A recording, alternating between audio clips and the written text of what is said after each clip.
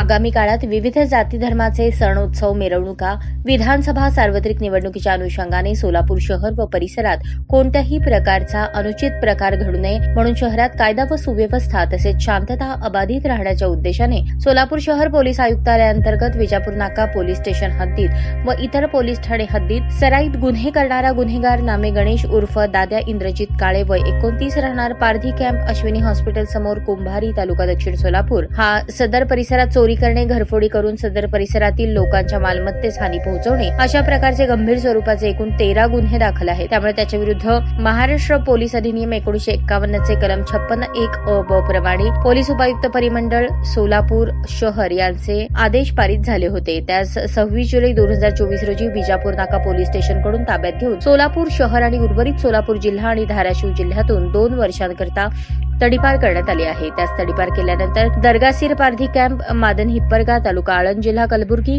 राज्य कर्नाटक येथे सोडण्यात आले। सदरची कामगिरी पोलीस आयुक्त एम राजकुमार यांच्या मार्गदर्शनाखाली पोलीस उपायुक्त परिमंडळ विजय कबाडे, सहाय्यक पोलीस आयुक्त विभाग 2 यशवंत गबारी, वरिष्ठ पोलीस निरीक्षक विजापूर नाका पोलीस ठाणे दादा गायकवाड, दुय्यम पोलीस निरीक्षक संगीता पाटील, सहाय्यक पोलीस निरीक्षक शीतल कुमार गायकवाड, पोलीस शिपाई रमेश कोरसेगाव।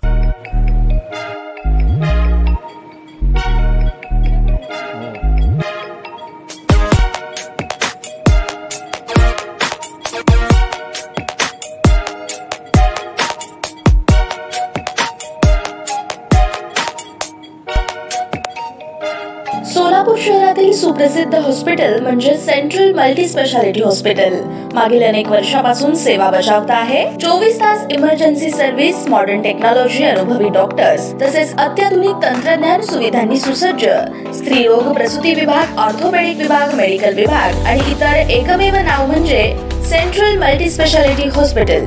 पत्ता गणेशपेठ शॉपिंग सेंटर, मंगळवार बाजार, सोलापूर। ताज्या बातम्या पाहण्यासाठी प्राईम महाराष्ट्र न्यूज चॅनलला सबस्क्राईब करा।